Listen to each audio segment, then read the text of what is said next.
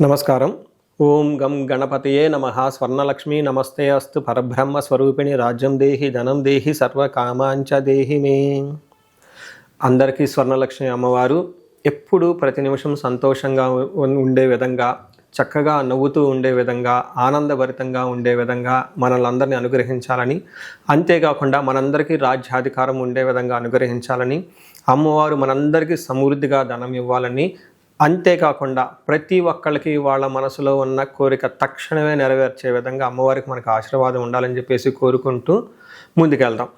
ఈరోజు మనం చెప్పుకోబోయే విషయం ఏంటంటే, కుజుడు వచ్చేటప్పటికి మిథున రాశిలో ప్రవేశిస్తున్నాడు. ఆగస్టు 2వ తారీఖు నుంచి సెప్టెంబర్ 18th వరకు వాళ్ళు ఆ మిథున రాశిలోనే ఉండటం జరుగుతూ ఉంటుంది. తద్వారా 12 రాశుల వారికి చాలా విషయాల్లో అనేక రకాలైన మార్పులు చేర్పులు వచ్చే అవకాశం ఎక్కువగా ఉంటుంది. కొంతమంది అనుకూలంగా ఉంటుంది, కొంతమందికి వచ్చేటప్పుడు ప్రతికూలంగా ఉంటుంది, కొంతమందికి కొంచెం ఇబ్బంది పెట్టే విధంగా ఉంటుందని తెలుసుకోవాలి. కుజుడు వచ్చేటప్పటికి ధైర్యానికి, పరాక్రమానికి, హీరోయిజానికి సంబంధించిన గ్రహము. కుజుడు వచ్చేటప్పటికి ఎనర్జీ, స్ట్రెంగ్త్, ఇనిషియేటివ్ అనే పనికి ముందుకెళ్ళాలని దానికి సంబంధించిన గ్రహము.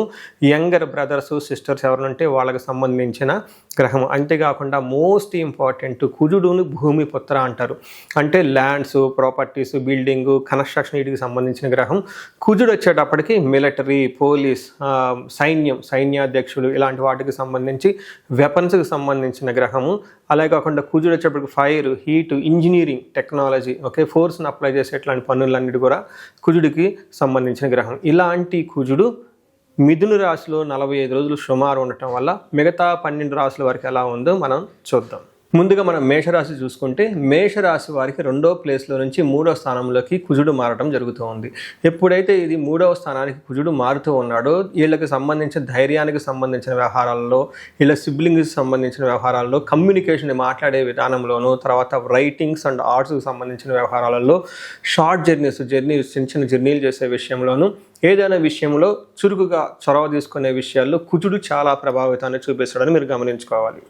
సో వీటితో పాటుగా కుజుడు వీళ్ళకి మేషరాశి వాళ్ళకి 3వ స్థానంలో గనక, జన్మరాశి నుంచి 3వ స్థానంలో ఉంటే కుజుడు ఏం జరుగుతుందని మన మహర్షులు సంస్కృతంలో చెప్పారండి.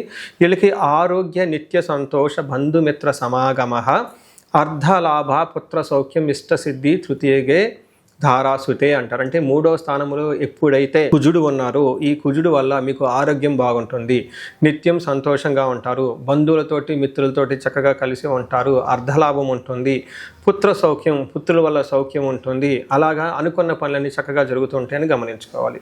అయితే ఫాదర్కి సంబంధించిన వ్యవహారంలో కొంచెం జాగ్రత్తగా ఉండటం ఎంతైనా ముఖ్యం. జనరల్గా వీళ్ళకి ఏలినాటి శని యొక్క ప్రభావంతో ఉండటంతో అనుకున్న పనులన్నీ చాలా విషయాల్లో ఆటంకాలు కలుగుతూ ఉండే అవకాశం ఎక్కువగా ఉంటుంది శని బాధల వల్ల.